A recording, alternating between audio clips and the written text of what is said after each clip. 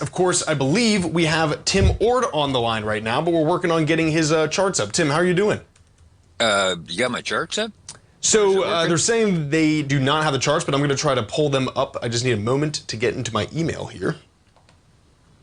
Oh, okay. So you're not seeing my charts. That is what the producer is telling us. So give me just 1 second here to pull this up.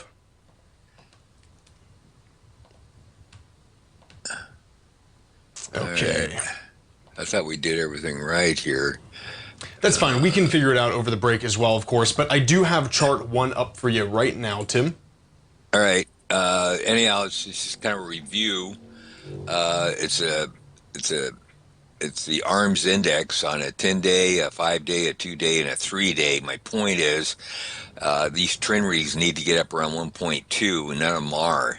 The 10-day is the most important, and it's coming in 106. It needs to be 1.2 or higher. Again, it's kind of the old saying, you got to have panic in the market. If there's no panic, the market's kind of just go into a drift mode. So there's no force to the upside because there's no energy, which is panic, to drive it up. So anyhow, I'm kind of waiting for it. I do a short here, but we're running into the May 1st gap. And a little bit on lighter volume. Really don't have a trend reading to suggest that's going to be a worthwhile low, but we're running into that gap on lighter volume, so you may see a minor bounce here, but it's not a bounce of any consequence to the upside because, again, you don't have any trend readings. The 3, the 2, the 5, and the 10-day in panic modes really should have energy for the rally to go. So there's kind of a doldrum here, but I expect a pullback to continue. So I don't see any worthwhile low here. Maybe a bounce, but the bounce is not really going to go anywhere. Flip to chart 2. Yes. This is the wag breast thrust indicator, which triggered, I think it was last Thursday. But anyhow, I got some couple of shaded pink areas on that chart, and I got an outline with the blue lines. Previous times where the Zwag breast thrust indicator was triggered. And so we ran into that on this decline into that April low. We ran into 2 previous times where the Zwag breast thrust indicator formed. And so I think we're definitely in a base building period. The low actually may be in, but at some point we're going to pull back. So anyway, we're in the process of making a bottom in the market, is my point. And how far can the next pullback go? Well, it could go back down to, let's go to chart 3 real quick. Yep. Yeah, you're good to go. It could, you got 3 gaps up, and we really don't have any energy in the trend reading, so we don't really have any buying power to the upside. But I think we may go all the way back down to that first gap. Was on April 21st. I think we're probably going to go down there. It'll take us time getting down there.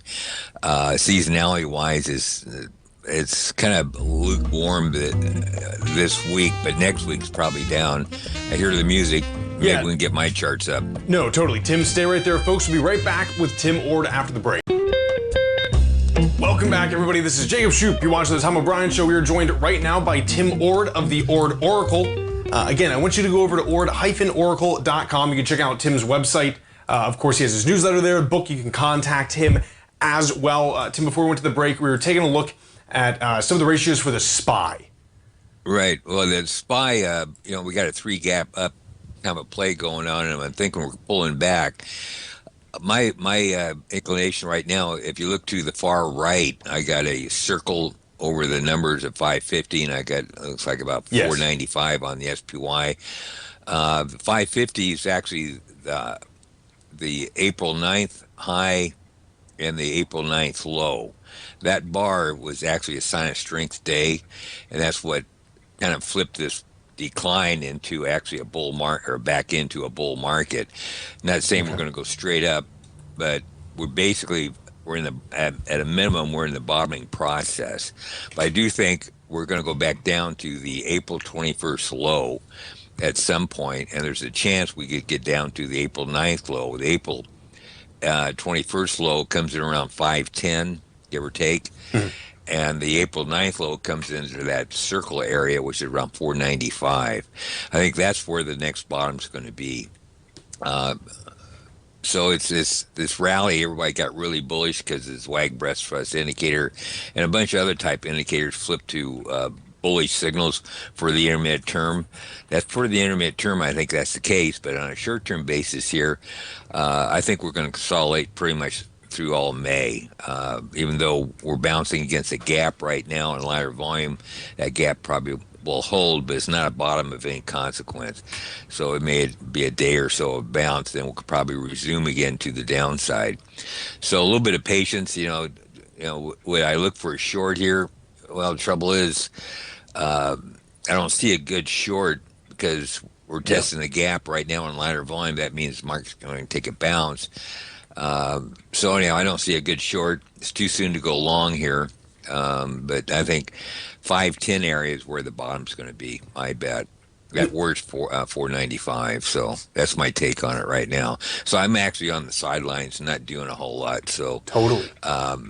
It's a little bit of a mushy market. There's an old adage, sell in May, go away. I think that's going to prove well for this month. But I think end of May, probably 1st of June, there's going to be a decent buy signal. We'll play it. Totally. And what you're saying is it's so spot on with this market, right? I mean, there's just not a lot of volume here. It's hard to play it either way. Of course, you still have some headline sensitivity. It's just been a weird market to play, at least in these past few weeks. So yeah, definitely with you there and stay on the sidelines. Yeah. Well, normally when you get these big volatilities like April, it was straight down, straight back up. Kind of a deal. A lot of times the market goes into just the opposite. It just dulls you to tears. And I think we're in that period. Then when everybody gets disinterested in the market, it'll be time to buy, which few people will. Absolutely. So that's how this game works. Is the game's opposite. But a little bit of patience. Those gaps are not going to remain open forever. The ones I shaded in pink there.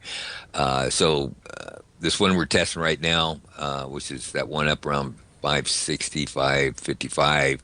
It's a lot light volume, but it's not going to go anywhere because we don't have enough panic in the trend. So let's flip to the gold market. We don't have a lot of time. Totally, let's do it. I know that the GDX tested that gap up perfectly almost. We're up, I think, 3% right now. Yeah, 3.61 right now, actually. 3.61. Yeah, we got a little bit of energy here, but we'll look at the reason why I got out of the market. I got out late April. Forgot exactly what today was. This is one of the charts, reasons why I got out. But the top window is GDX. Next window down is a cumulative up-down volume. One below that is a daily cumulative advanced decline, and the bottom window is a daily GDX GLD ratio. When three of the four, or can be all four, but at least three of the four get above the upper Bollinger Band, the market's extended on a short-term basis. Mm-hmm. And so it's kind of a short-term sell signal, especially on GDX, got way above the upper Bollinger Band. And normally you consolidate back down. The minimum signals of this type are at least a month, and sometimes they're 3-4 months. So I think both markets, GDX and the SPY, is probably going to pull back into late May, early June. I don't know exactly where the next low is, but we'll find it and we'll get long again. But here's one chart, the reason why I expect consolidation, and go to chart 5. This is another one. This is the monthly GDX with this Bollinger Band. Normally you get 80% above the upper Bollinger Band. The market is extended. It didn't close above there, but I thought the market would hit around the 50 area. I think get up around 52, 53. But it did get above 80% above the upper Bollinger Band. So you kind of pick your spot and you get out. And normally these are, well, the previous ones going back to 2016 are multi-month. I don't think that's going to be the case for this one. But I do think we'll probably consolidate into maybe June, possibly July. July, seasonality-wise, it's a pretty good month to buy gold. But I think we'll pull back down around 39 area. this chart says around 40, but 39 is quite a bit of support. But I'm out. We'll pull back down to the support area on this chart. But if you flip to chart 5, the pattern I think is forming here is 3 drives to the top pattern. Kind of a repeat what I said last week. Nothing's really changed. The market tries to rally. If you look at the day after after the high day, the next day is a big down day. If you compare that volume to what volume's doing at today's volume, you'll notice that down volume is a lot higher than today's volume. Yeah. Well, volume goes in the direction of the market. So you compare previous down days, how much volume. If it's pretty light volume to the downside and heavy volume to the upside, you take the high volume to the upside. And so we're running into that bar off the second day off the high on really high volume, and we're going into that volume, or we're going into that day on a lot lighter volume. So energy's down on if you compare those 2 days. So I'm thinking this is just a bounce in a downtrend. And you'll probably see quite a bit of volume once you get down around 39, which is my target. 3 drives to a top pattern are not long-term topping patterns. The book says they're timeout and they're an uptrend. So I think just a pullback. Look to probably get long in that 39 range. Could be 38, could be 40. Don't know exact what price it is. But I'll have some indicators that kind of will identify that once you get closer. But bigger trends up. You find good gold stocks are on a buy. I think you should buy them. The reason why is on chart number. I guess we're not going to really get finished on this, are we? Well, we can go into the next segment if you'd like. Right. Anyhow, it's the month. The bottom window of the month. I'll tell what it is. Well, yeah. Wait. That's what we call a cliffhanger. Folks, stay right there. We'll be right back for the last segment with Tim Ord. Stay right there. Welcome back, everybody. This is Jacob Shoup, joined right now by Tim Ord of the Ord Oracle. We have one short segment. Tim, before we went to the break, we're looking at the monthly HUI NDX chart. Yep. Anyhow, this is a monthly chart. It looks at the real big picture. Appears to be a cycle going on. Every 12 years, this cycle pops up. It doesn't really have enough history, really, but it has worked the last 2 times. It appears to be working this time. And the reason to trigger this, the bottom window is a monthly GDX, the top window is HUI, and the middle window is HUI NDX ratio. And I put an RSI with it. Usually in downtrends, this RSI will stay below 50. It'll bounce around between 30 and 50, and it'll stay way below there. In downtrends where NDX is outperforming HUI. In uptrends, the RSI stays from 50 to 70, and that's what happened between 2000 2012. Gold stocks, HUI, gold stocks outperformed the NDX. So I'm thinking we got a reading now at 61.65. That's the first time that RSI has jumped above since 2012, above 50. So this is what happens is HUI is way outperforming NDX, and you need a sign of strength off of a bottom. That's exactly what happened here. If you don't have a sign of strength off a bottom, then it's just a bounce in a downtrend. So we did get the bounce. RSI had to get above 60, thereabouts. 58 probably been close enough, but we're at 61, 65 right now. And so this is an initiation of an uptrend. How long will it last? Well, the previous ones lasted 12 years. Well, this last 12 years, there's probably a good chance it will. So we'll see. But Tim, gold stocks is the place to be. Tim, thank you so much for coming on. We'll see you Thursday, all right?